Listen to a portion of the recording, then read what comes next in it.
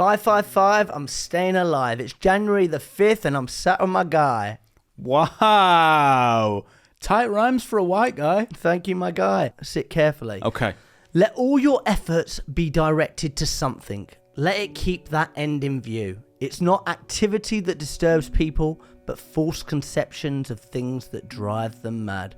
Seneca on tranquility of mind. Wow. Ooh. Don't mind if I do. Don't mind if I Seneca. Okay, I want to talk to you about a little thing called expectations, okay? So the happiness equation is expectations meets reality.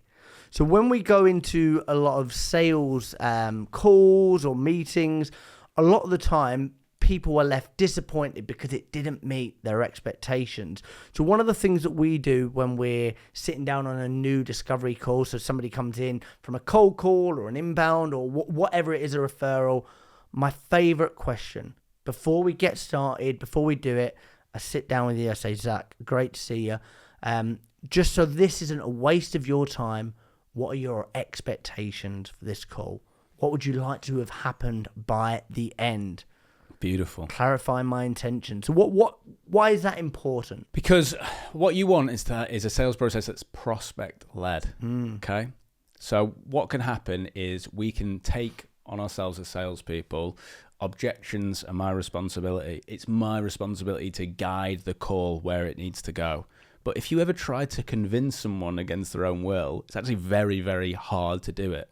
If I just suddenly said to you now, let's sack this off and go and have 10 pints, you'd be like, no. And if I really tried my hardest to try and convince you, I probably couldn't do it. Maybe, but carry on. So oftentimes what we should be thinking of is people are going to do much better when they feel in control, when they feel in the driver's seat.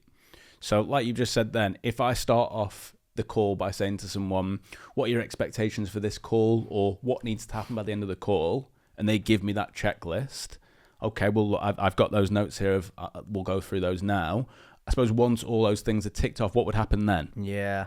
And I'm already starting to talk about next steps and closing, but I'm not telling someone what those next steps are. I'm not forcing Jordan Belforting the conversation. Straight line. I think he was into a few of them, actually.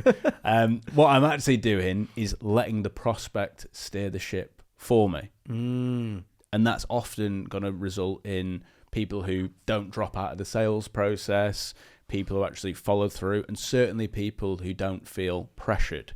Yeah. Because often when someone's pressured, they can give that counterfeit yes. Yeah, fake. If you watch a police interrogation drama, how many times have people admitted to crimes they haven't done just to make the interrogation stop? So what makes you think that someone wouldn't lie to a salesperson just to get out of the sales call? You kind of sparked thought there as well with the cold call opener that we love. We'll tell people it's a sales call. And some people find that madness or counterintuitive, but actually you're clarifying your intentions. You're saying, I'm honest, I'm upfront, it's a sales call, I'm trying to sell to you.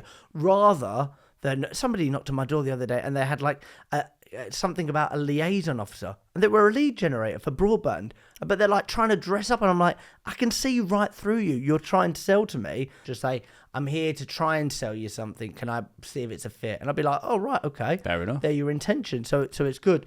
So then the other thing when it comes to selling is I think about commission breath. Okay, so clarifying. So that's kind of what we're on there. What are your thoughts about like fake people when it comes to it's all about them? It's all about those snake oil salespeople. Are you talking about people like, if you can help me, I'll help you? Yeah, a little bit like that.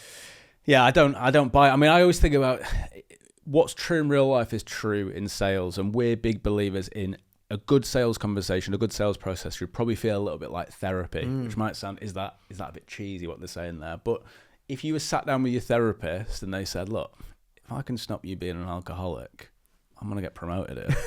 You'd be like, what? What's that? Suddenly you wouldn't feel like the most important person there. And all people go into interactions in life from being 6 years old and onwards with a big invisible sign that says, make me feel heard.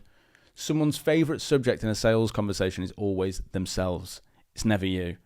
So get out your own way. That's what I'd say for salespeople. It's not about you.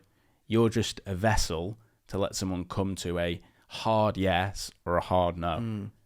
And then on the flip, there's another thing just to tag in there of it is 50-50. So think of it like job interviews. So many people go to job interviews petrified because they think my job, I've got to impress them. I've got to make them think that I've done X, Y, and Z and I'm really, really good at it and I'm the right person for the job. It's like dating. You're both seeing if you're a match for each other. And also that's the sales process. So when we sit down with people, it's a case of, are they the right fit for us? Can I help them? I don't want to sign everyone. And I know that I can't sign everyone up as a client. You're just trying to see, do they have the problems that I solve?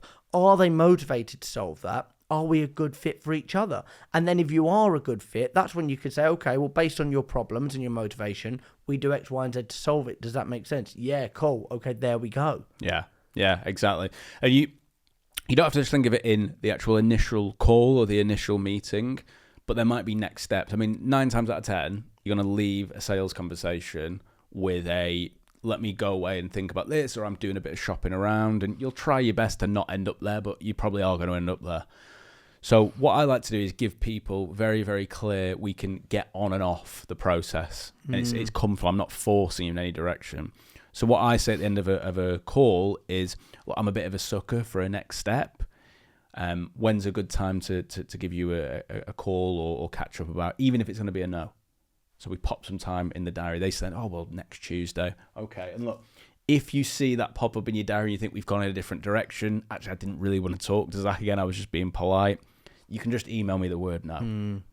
Or you can cancel the meeting, whatever it may be. But then there's clear expectations and next steps, but they're without pressure. There's also that ability to pull away if you need to go in a different direction. And I can't think of the last deal that someone disappeared and I didn't know why. They always let me know because everything was managed. The expectations were really, really clear throughout. And a lot of them come back because you've handled the process so nicely. A lot of the time you say, go and use someone else, go and do something else because it's not right for you right now. Try this and then come back. So well done. Do you think so? Yeah. Wow. Okay. Anything I could have done better? I've been Jack Frimston. I've been Zach Thompson. Remember, you will die. It's the A36 straight to Gloucester.